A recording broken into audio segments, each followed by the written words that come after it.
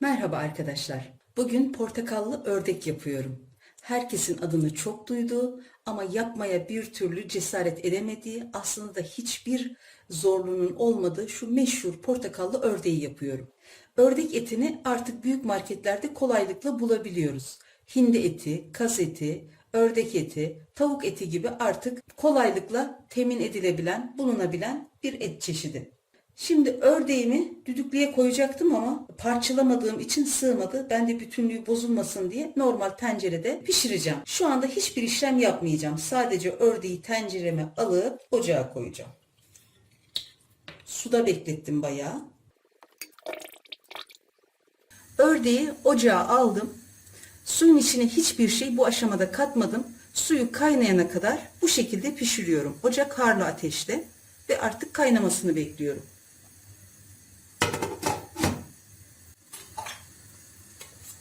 Üstüne çıkan şu köpükleri bir kaşık yardımıyla alıyorum.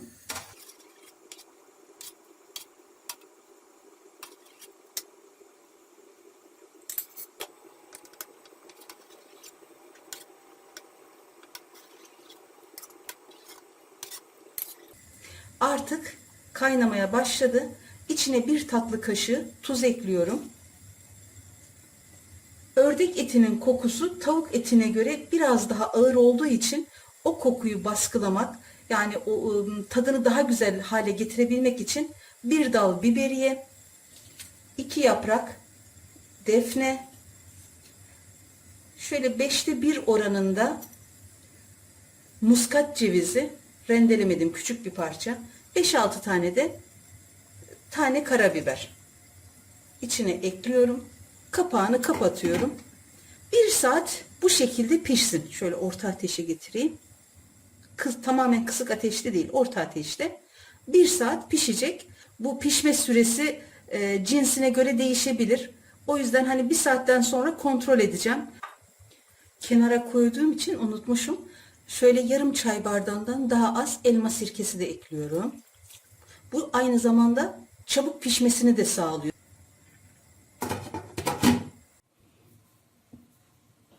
Ördek piştiğinde fırına vermeden önce üzerine süreceğimiz sosu hazırlıyorum şimdi. 1 yemek kaşığı kadar salça, biber ve domates karışık. Üzerine 2 yemek kaşığı kadar yoğurt ekliyorum.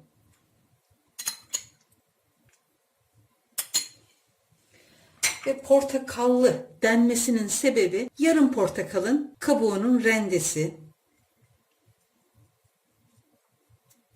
Bütün sırrı bu. Yine yarım portakalın suyu, 1 diş sarımsak rendeledim. Yarım çay kaşığı karabiber, yarım çay kaşığı kimyon ve 1 çay kaşığı pul biber. 3 yemek kaşığı kadar zeytinyağı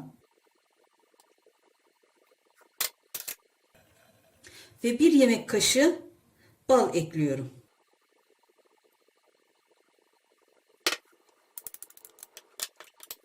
Şimdi bunu iyice karıştırıyorum.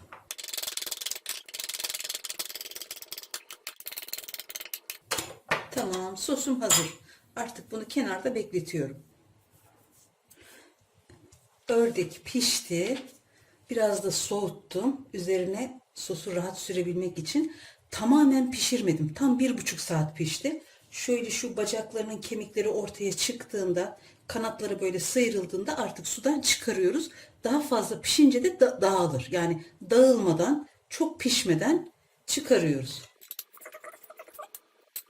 Sosu her tarafına yediriyoruz.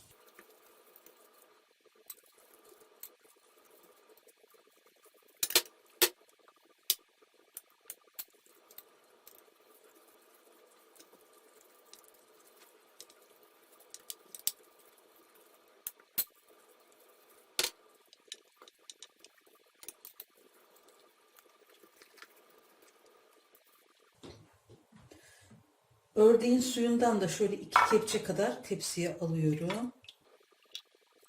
Kızarırken kurumasın diye. Şimdi önceden ısıttığım 230 derece fırında önce bir yüzü, sonra da öbür yüzü iyice kızarana kadar pişireceğim.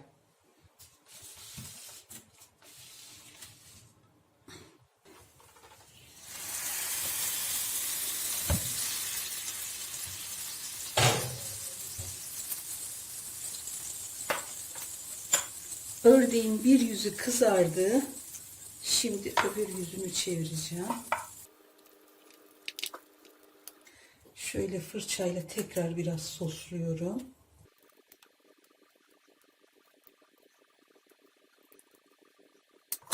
Suyu azaldığı için bir kepçe daha su ekliyorum.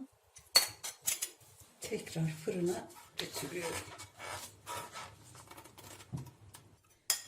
Şimdi iç pilavını hazırlıyorum. 1 yemek kaşığı kadar tereyağı aldım tavama. 4 yemek kaşığı kadar da zeytinyağı. 1 yemek kaşığı çam fıstığı. 1 avuç da bademi cezvede kaynattım. Kabukları kolayca soyuldu.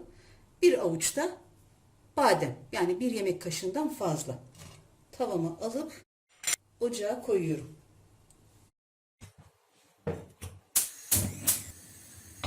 Ocağımın altını açtım. Fıstık ve bademlerin rengi dönene kadar kavuruyorum.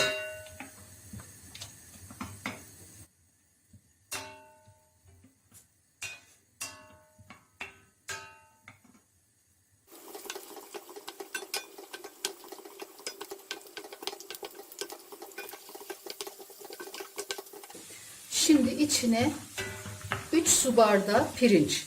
Bu pirinçleri yarım saat tuzlu ve limonlu suda beklettim. Nişastasını iyice akıttım. Ve şimdi yağıma ekliyorum.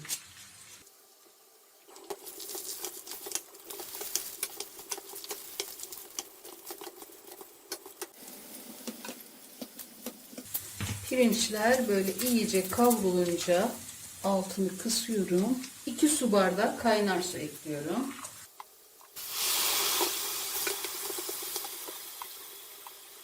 İki su bardağı da ördek suyundan ekliyorum. Altını açıyorum. 1 yemek kaşığı kadar da yıkadığım kuş üzümlerini ekliyorum. 1 çay kaşığı tuz ekliyorum. Kaynamaya başladı. Altını kısıyorum.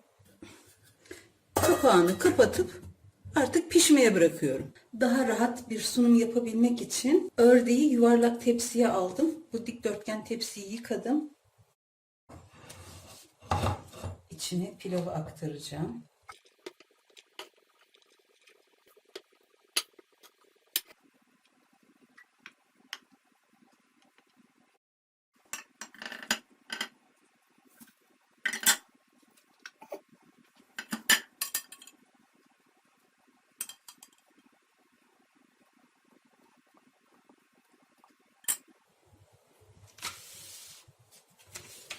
İşte portakallı ördeğimiz servise hazır. Aslında fırına verdiğimiz tavukların aynısı. Sadece içine yarım portakalın suyu ve kabuğunu koyuyoruz. Portakallı ördek oluyor. Domatesleri ve brokolileri tamamen sunum amaçlı koydum. Hindi, ördek gibi etleri önceden haşlayıp fırına vermek çok daha iyi oluyor. Baksanıza lime lime oldu etleri. Pilavı etiyle gerçekten şu haliyle çok güzel bir sunum oldu. Yapmak isteyen, denemek isteyen herkese şimdiden kolay gelsin, afiyet olsun. Çok ağır zor taşıyorum.